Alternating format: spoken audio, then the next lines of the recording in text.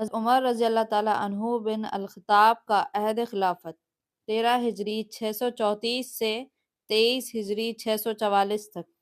نام عمر تھا، لقب فاروق اعظم، والد خطاب بن نفیس، والدہ حتمہ بنت ہشام۔ عہد خلافت 10 سال 8 مہینے۔ محکمہ قائم کیا پولیس شرطہ کا۔ شہادت ہوئی 27 ذی الحجہ 23 ہجری 644 میں۔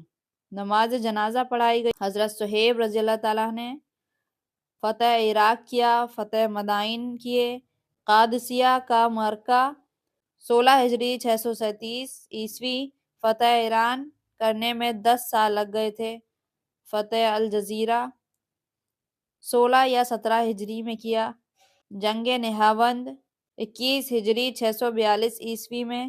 فتح شام و فلسطین، جنگ یرموک 15 ہجری مطابق 636 فتح فلسطین 19 ہجری 640 فتح مصر 19 ہجری 640 فتح اسکندریہ 20 ہجری 641 فتح برقہ 21 ہجری 642 جمادی الاخرہ 13 ہجری میں جب حضرت ابوبکر رضی اللہ تعالیٰ بیمار پڑ گئے اور زندگی کی کوئی امید نہ رہی تو آپ نے حضرت عمر بن الخطاب رضی اللہ تعالیٰ کو منصب خلافت کے لیے اپنا جانشین مقرر کیا۔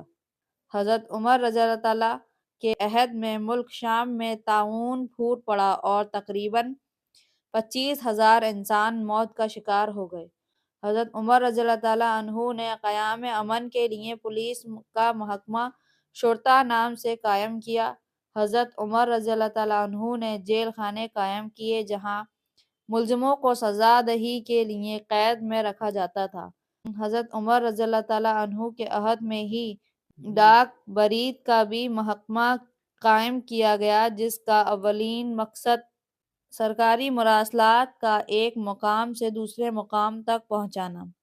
حضرت عمر رضی اللہ تعالیٰ عنہ کے عہد میں چاندی کے سکے درہم ڈھا لے گئے، ان پر عربی کلمات منقوش تھے۔ حضرت عمر رضی اللہ تعالیٰ بیت المال اور مسلمانوں کی امانت سمجھتے تھے اور اس کا بے جا صرف نہیں کرتے تھے۔ آپ سادہ اور بے تکلف زندگی بسر کرتے تھے مگر بیت المال سے اپنے مقررہ روزینہ کے علاوہ اور کچھ نہ لیتے تھے۔ حضرت عمر رضی اللہ تعالیٰ عنہ باحیثیت خلیفۃ المسلمین اور وسیع سلطنت کے حکمراں تھے۔ نہایت سادہ غذا کھاتے، موٹے کپڑے پہنتے جن میں بعض اوقات پیوند لگے ہوتے اور سر پر پھٹا ہوا عمامہ ہوتا تھا، مگر باوجود اس سادگی اور بے سرو سامانی کے ان کے منصفانہ سخت گیری کے سبب عوام پر ان کا اس درجہ رعب غالب تھا کہ بڑے بڑے والی اور عامل ان کے احکام سے ذرہ بھر بھی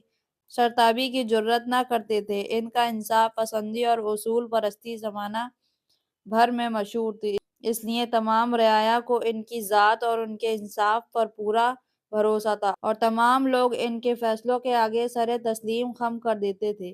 حضرت عمر رضی اللہ تعالیٰ عنہ کی شہادت۔ مدینہ میں حضرت مغیرہ بن شعبہ کا ایرانی غلام تھا جس کا نام فیروز تھا۔ ایک دن اس نے حضرت عمر رضی اللہ تعالیٰ عنہ سے شکایت کی کہ میرا آقا مجھ سے 2 درہم روز آنا وصول کرتا ہے اور یہ رقم مجھ پر بہت بارگرا ہے۔ حضرت عمر رضی اللہ تعالیٰ عنہ نے اس رقم کو مناسب سمجھا اور اس کی شکایت کو رد کر دیا۔ فیروز اس فیصلے سے ناراض ہو گیا اور دوسرے دن صبح کے وقت حضرت عمر رضی اللہ تعالیٰ عنہ مسجد نبوی میں نماز ادا کرنے میں مشغول تھے۔